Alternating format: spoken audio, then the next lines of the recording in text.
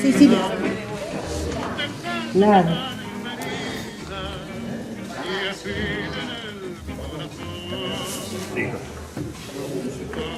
Perfecto.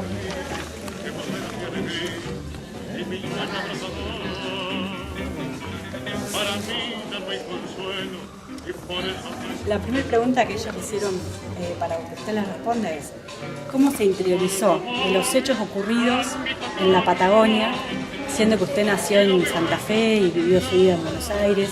Quieren saber qué fue lo que lo llevó a interiorizarse en ese hecho y a escribir el libro. Bueno, se debe esto a que mi padre trabajaba en una empresa alemana de telégrafos y fue enviado a Santa Cruz en el año 1920. Viajó con mi madre, ya estaban casados. Allí nació el primer hijo, mi hermano mayor, en Río Gallegos. Y justamente un año después se produce la primera huelga rural, y es decir, a poco tiempo, y después la segunda huelga. Y siempre, cuando éramos chicos, mi padre nos relataba, algo que no podía comprender él, la extrema crueldad con que se trató a los peones rurales, y siempre nos repitió los cuentos. Mi madre también nos contaba, dice que ellos vieron como los soldados, eran el regimiento de caballería, el 10 de caballería, enviado desde Buenos Aires, y cómo los soldados los traían a los peones rurales presos al asazo limpio, me acuerdo de ese término. Y además eran llevados a la cárcel, y todas las noches se oían los gritos de los peones rurales, gritando, protestando, porque les pegaban unas palizas tremendas a los soldados, ¿no? También con los sablazos. Bueno, y eso me impresionó mucho a mí. Yo tenía 7, 8 años cuando me relataron eso. Bueno, yo estudié historia en la Universidad de Hamburgo, en Alemania, y cuando empecé a hacer otros trabajos en Buenos Aires, porque claro, tenía que trasladarme a la Patagonia yo, y no era tan fácil vivir cierto tiempo en la Patagonia, y cuando cumplí ya 40 años me propuse hacerlo, y justamente en las vacaciones, ¿no? 8 años me duró la investigación, 8 años, y lo hice realmente, todas las vacaciones me las pasaba siempre en Río Gallegos, y recorriendo Santa Cruz. Bueno, que mis hijos protestaban un poco porque me iba con las hijas, y ellos que, no sé, había que ser a Mar del Plata. Bueno, y encontré todo el material que estaba en los archivos de la Nación, en Buenos Aires, y también en Santa Cruz había mucho material, nadie lo había tocado todavía, era un tema que no se tocaba. ¿A usted le fue fácil acceder a esos sí, materiales? Sí, me no fue tuvo fácil, trabas. no tengo ninguna protesta. por ejemplo, en el archivo judicial de Río Gallegos es donde más material había, estaban todas las actas del ejército, etcétera, etcétera. Y la gente se sorprendía de que yo iba a averiguar eso porque era un tema secreto. Sí. Y todos me abrieron las puertas. Por ejemplo, esta obra de teatro que vamos a dar hoy se basa en el material que ya encontré en la comisaría de San Julián, ¿no? Bueno, encontré muchísimo material y también la suerte de que vivían todavía, ya eran muy viejos, pero vivían todavía sobrevivientes. Y ellos se sorprendieron de mi investigación, así que hablaron. Es como si hubieran estado esperando a alguien para hablar. Y menos mal que lo inicié en esa época, porque ya después se murieron todos. Claro, hace un mes que empezamos y tuvimos 4 clases, entre lengua e historia. Lo que hicieron fue ver la película, primero contextualizamos, ¿sí? Le dimos Guerra Mundial, Revolución Rusa, sí, cómo la ideología interfirió, ¿sí? Durante el gobierno de Irigoyen, claro, por qué actuó Irigoyen como actuó con los peones. Sí. Le dimos toda esa parte, la contextualizamos, digamos, sí, vieron la película y lo que hicimos fue investigar un poco sobre la obra, sobre lo que sucedió, digamos, en el prostíbulo. claro. Quiénes eran las chicas, Sí. el trato que recibieron después, más o menos eso es lo que hemos visto hasta ahora. Y bueno, y también que esté la obra acá es excelente porque bueno, lo van a poder apreciar mejor. Sí, tal vez el documento fundamental sea el debate en la Cámara de Diputados que hubo después de las huelgas. Yo lo he traído casi textual en la obra en 4 tomos. Bueno, ahí se puede ver realmente que los radicales y por ello Irigoyen no tenía argumentos para defender su posición. Que una democracia, más todavía, Hipólito Yrigoyen había eliminado la pena de muerte 2 años antes que las huelgas rurales. Y aplica después la pena de muerte para combatir a los huelguistas rurales 2 años después. Y el decreto que aplica la pena de muerte por subversión. Una huelga rural no es subversión.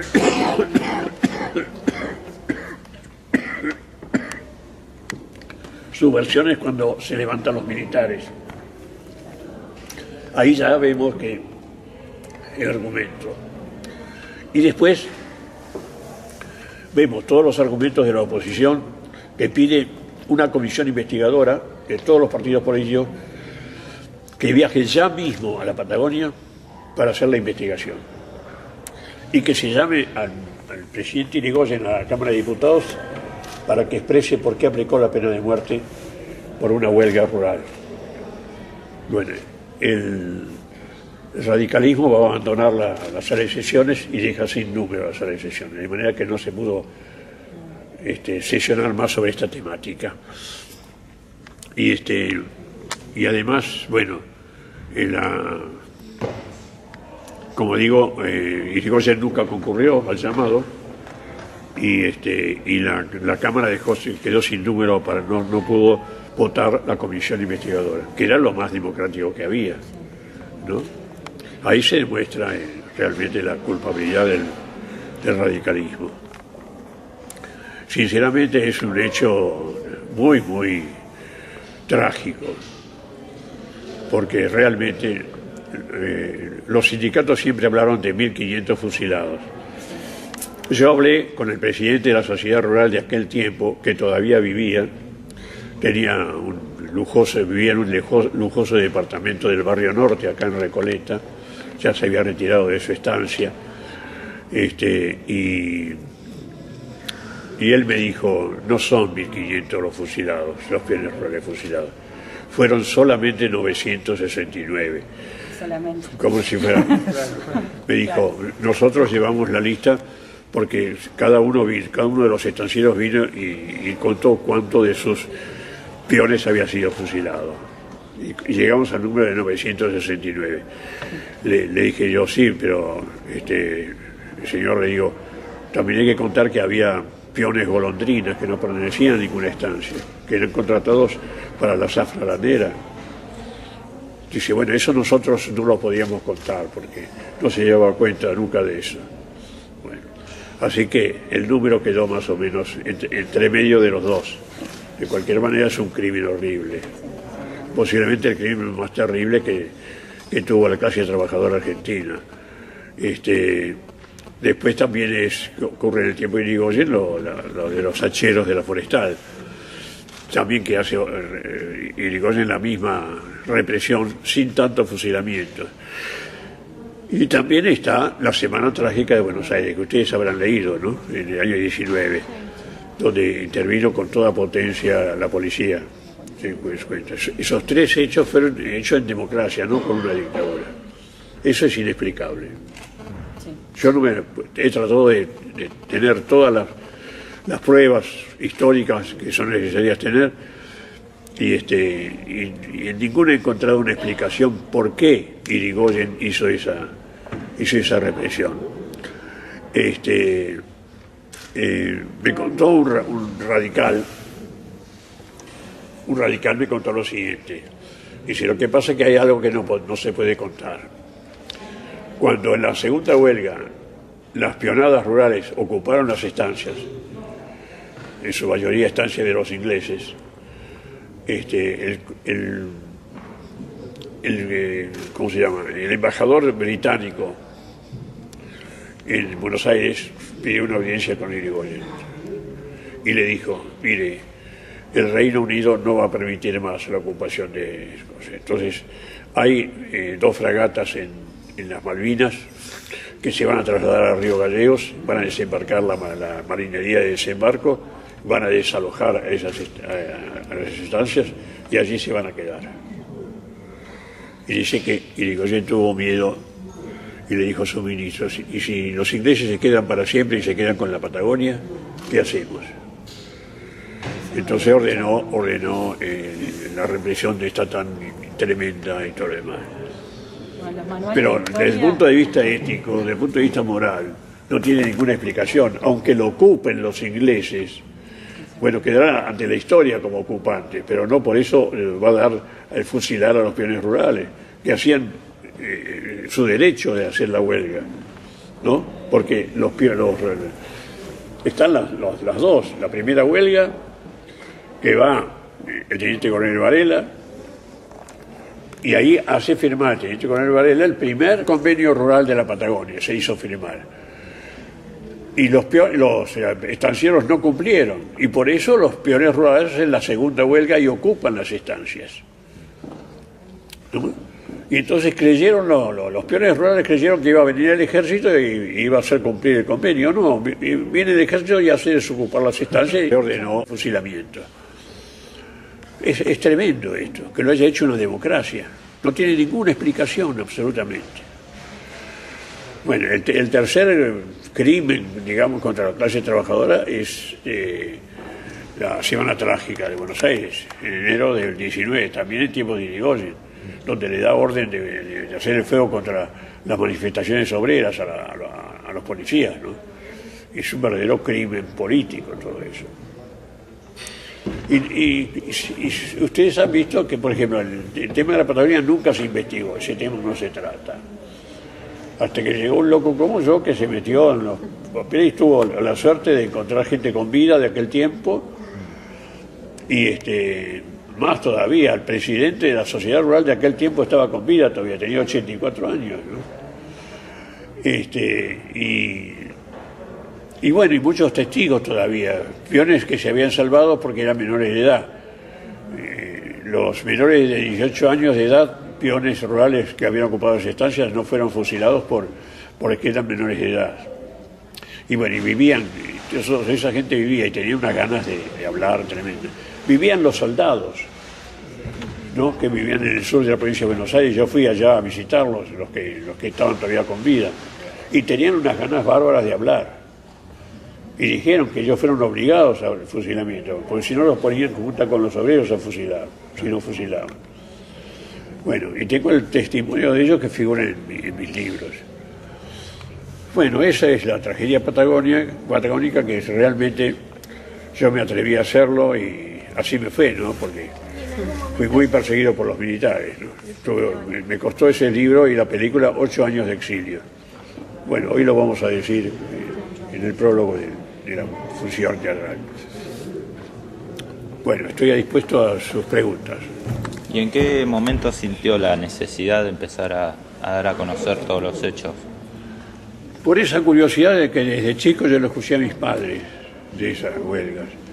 Y tenía una gran curiosidad. Y dije, ¿por qué no se ha hecho ninguna investigación? ¿Qué temor hay? Nadie se quería meter con ese tema. Todo el mundo hablaba así, ¿viste? No, lo que pasó en la Patagonia, te decían, sí, pero no había ninguna investigación. Y bueno, me costó 8 años de investigación y creo, es decir, el triunfo de esta investigación lo demuestra que ningún diputado del radicalismo, nadie ha sido capaz de rebatirme, y el ejército tampoco. Es decir, ningún historiador militar. Cuando yo salí amenazado en las 3A, por las 3A, de pena de muerte, que me condenaron a muerte si yo no abandonaba el país en 24 horas, bueno, yo invité a los historiadores militares y a los historiadores del peronismo, porque las 3A pertenecían a López Rega, a concurrir al aula magna de la Facultad de Filosofía, donde se estudia historia, a discutir delante de los alumnos y de otros historiadores, a discutir el tema de las huelgas patagónicas. No vino ninguno de ellos, ninguno, ni siquiera un curioso de... Bueno, ahí me di cuenta que no tenía ningún argumento. Y jamás se presentó nadie a rechazar nada de mis libros donde puedan decir que es un documento falso o son falsas declaraciones. ¿No le dieron explicación de por qué, no le dieron explicación de por qué tenía que abandonar el país? No, ninguna.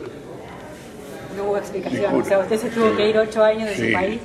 Y bueno, y prohibieron, explicación. Isabel Perón prohibió la película Patagonia Rebelde, ¿no? ¿Y por qué? Más todavía, ya tuvimos muchas dificultades en la filmación. Por ejemplo, el final iban a hacer el final que hoy van a ver ustedes, La puta de San Julián, y eso no lo permitió de ninguna manera. Que 5 prostitutas rechacen al ejército argentino, eso no podía ser, nos dijeron, no podía ser. Digo, bueno, pero es la verdad histórica. Bueno, entonces, bueno, pero igual, les hice el otro final, que es cuando los estancieros ingleses le cantan el For He's a Jolly Good Fellow al teniente coronel Varela, ¿no? Y brindan con whisky. Bueno, ustedes vieron, ese es el final de la película, que le puse, eso lo aceptaron, cuando ideológicamente es peor, Sí. ¿no? Pero no, viste, el machismo no, que lo rechacen las mujeres al ejército argentino, no. Eso no. Bueno, así nos fue. ¿Por qué sintió la necesidad de hacer esta obra? ¿Esta obra ahora? Sí. Bueno, esta obra ahora vino por Rubén Mosquera, que él leyó el libro y bueno, yo le había relatado que este final no había sido permitido porque si no hubiera sido en la película el final. Y él me dijo, y bueno, pero lo podemos hacer en teatro. Y entonces él hizo la adaptación teatral del capítulo mío del libro, se dio y ha tenido un éxito bárbaro, ya es el segundo año que estamos con esto, ¿no? Y a mí me puso de actor, que para un viejito de 87 años ser actor en el teatro, mamita. Además la memoria para acordarse de la letra y todo. ¿Pero te gustó? Sí, me gusta mucho, sí, porque el público reacciona muy bien. Y significa además el triunfo, ¿no? de la historia, de la investigación histórica, ¿no? Nadie, ninguno, ni del ejército ni del radicalismo ha venido a protestar ni nada por el estilo. Se callan la boca, no hablan de eso. A pesar de todos los peligros que había en esa época, ¿qué lo impulsó a seguir escribiendo su libro? Ya el cuarto tomo ya lo tenía listo para editarlo acá, y el editor me dijo, mira, ya no se puede hacer, me invaden la editorial y me rompen todo, como hacía las 3A. Bueno, yo me fui al exilio con toda mi familia a Alemania, y estas cosas increíbles de la Argentina el cuarto tomo de un libro que habla sobre un tema argentino en español fue editado en Alemania. La editorial alemana se portó muy bien en eso. Y bueno, yo me encontré una satisfacción tremenda cuando digo, bueno, se terminó la obra. Ahora, viste, ya nadie va a poder venir a decir que no, que yo no, huí por cobardía, ni nada, ya se terminó. Y entonces hice mandar el cuarto tomo a todas las bibliotecas, a todas, a la mayoría de las bibliotecas latinoamericanas, para que estuviera allí para siempre, porque yo no sabía cuánto iba a durar la dictadura y todo lo demás. Bueno, 8 años después pude volver y con la reivindicación total, ¿no? Se permitió acá la edición inmediatamente y se permitió la película nuevamente, ¿no? La democracia empezó fue en octubre, no, en enero, ¿no? ¿Enero del 84 o octubre del 83? 83. Hola, ¿cómo estás, querida? Sí, bien. Y se pudo dar la película con un éxito tremendo. La gente aplaudía, cada escena se ponía de pie. Y fue peligroso para mí, porque yo hice de actor, porque en medio de la Patagonia faltaba un personaje. Y el director me dijo, ahora vas a pagar todos tus pecados, vas a hacer de estanciero inglés. Por la pinta, me dijo, no sé, yo de estanciero inglés no tengo nada, pero bueno. Hice de estanciero inglés. Y en las escenas finales yo marco, con el teniente coronel Varela, voy marcando a los delegados de estancia, que son sacados para infusilarlos. Bueno, y ahí la gente me gritaba de todo. Hijo de puta, separados, todo. Tanto el Belgrano fue una vez, tanto es así que la reacción del público fue tan grande que yo estaba, porque nos gustaba ir a ver los barrios, a ver la reacción, ¿no? Olivera me dice, rajemos, porque si nos descubren nos matan. Y salimos en silencio, el director de la película y el autor del libro. Cosas argentinas, ¿eh? Bueno, muchas gracias por atendernos.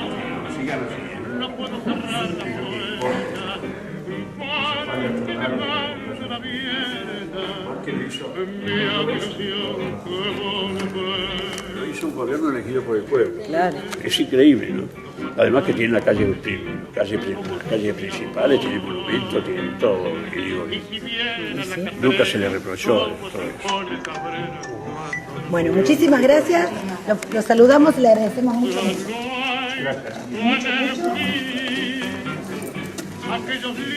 Acá bienvenidos, siempre van a estar bienvenidos.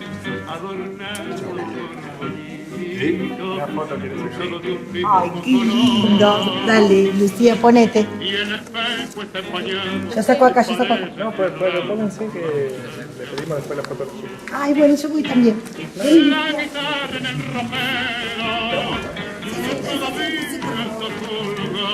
Hacemos foto de escuela, mira. La escuela con los niños. Bueno, yo con mis bisnietos.